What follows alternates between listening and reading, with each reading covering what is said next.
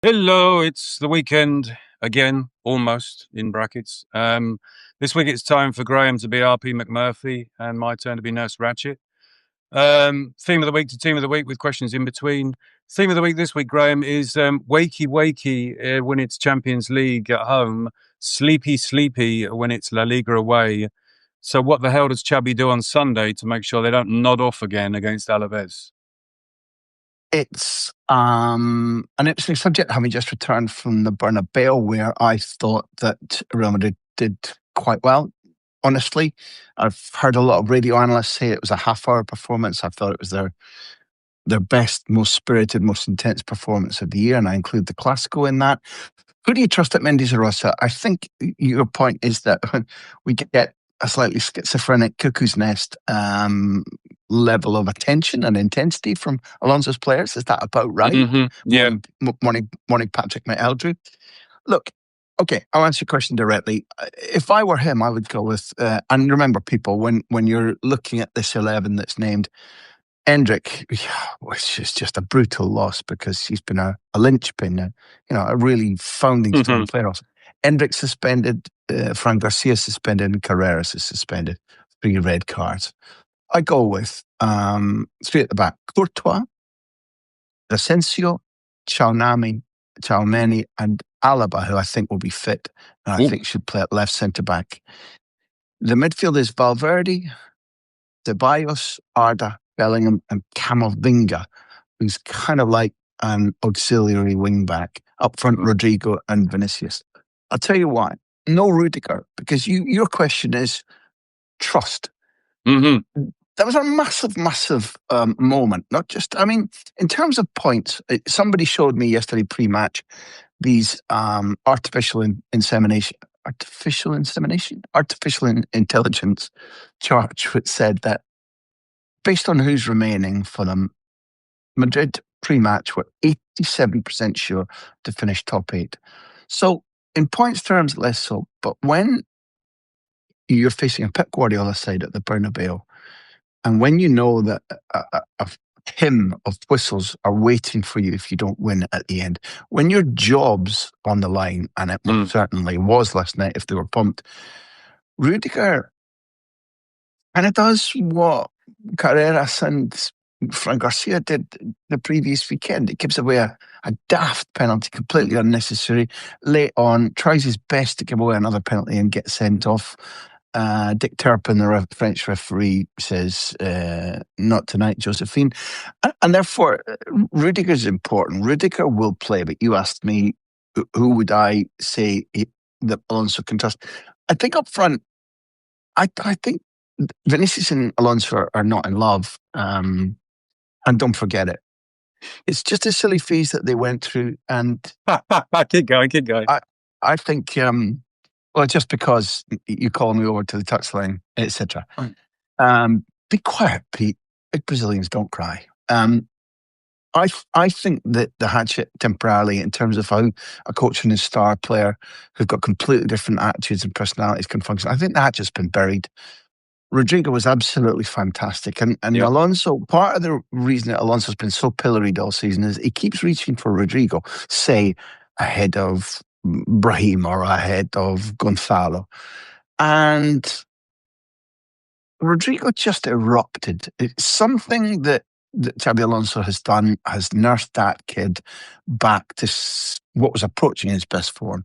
So they're the 2 up front. Bellingham spoke at length to CBS post-match and talked about the brilliant relationship he's got with his coach. Xabi Alonso keeps saying the same thing. I'm not sure that, just like with Ancelotti, Jude Bellingham is always playing in the way that he's asked to. I think he is very much I see a situation, I'm going to a situation, attacking or defending. I think that slightly frustrates Alonso.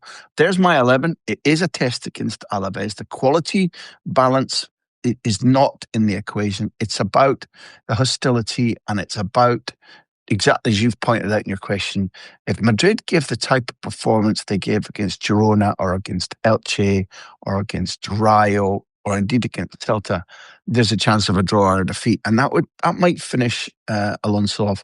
I think that something awoke last night that's beyond simply the Champions League. And I think that it's Alaves who need to be a little bit concerned, albeit that everything that you're asking will be determined by how quickly some of those on the injured list return. And do they return for 9 o'clock Sunday night? I think it is. Mm-hmm. Mm-hmm. Why has the club not come out these mad days of everyday stories that he's playing? You know, he's got to They, win, goes. Why has the they club not said have, anything? they have, Pete, but just in their way. You Whispers, know, whispers. it's spook, slither, spook. Jose Felix Diaz. There are many who I remember being at a dinner with Carlos Carpio, who's the assistant head of Marca newspaper. Um, Probably, certainly the most online print important football organ in no jokes, thank you, in Spain. Maybe it has to line up behind some of the radio stations in terms of general. Carlos Carpio said, "Look, I phone Florentino all the time. I get his verdict. I get his input. If the editor of Marca, when Marca stood firm against the Super League, said he got angry phone calls from Florentino, and then Florentino stopped it. Florentino is a chatter. He is the Alan Carr of Spanish football, and." Oh, sorry, would you listen? Go to his house, take an apple, stand outside the letterbox, and he'll be able to eat it. That's Good it's as footballing with simple Alan as Carr. that. Didn't his dad play for him? His dad Graham played for Northampton. That's right, and was assistant at Newcastle for a long time. And I got on with him very well. He was a very useful, smart football man. As all Grahams tend to be. So, Jose Felix Diaz, I choose because I don't think it's widely known that when his kid was desperately ill and people couldn't diagnose it, Florentino Perez stepped in, called in specialists, put a marker down and said, look, this kid needs saving. And Jose Felix Diaz, I think, is a more than competent journalist, has kind of been in lockstep with Florentino ever since they got rid of the old big boss ass recently and promoted Jose Felix Diaz into that position. And if you read his columns, if you see the headlines he approves late at night before the paper goes to print, you get the tone. And the tone is, we don't want to sack Xabi Alonso. We're not happy. The royal we, that is. And on Monday morning after the Celta defeat, this was a performance, not a result, that put, and he wrote this, everybody's position in doubt. And that tells you that there is a willingness to drop the guillotine, and there have been 10 managers in Florentino's reign who've coached and then being sacked between 3 months and just under a year. 10 of them who didn't make a year. And Xabi Alonso, much though he's a favoured son and a big success at Real Madrid as a midfielder, does not have a get out of jail free card. So he is in jeopardy. But it's almost never been the case that the president comes out and backs a coach. You'll occasionally get messages. He's very rarely speaking in public. It's just the way he operates. It's behind the scenes, and it took ages to find out that people in the media over he came into power in 2000, so with a short hiatus for incompetence, he's been in charge for 25 years.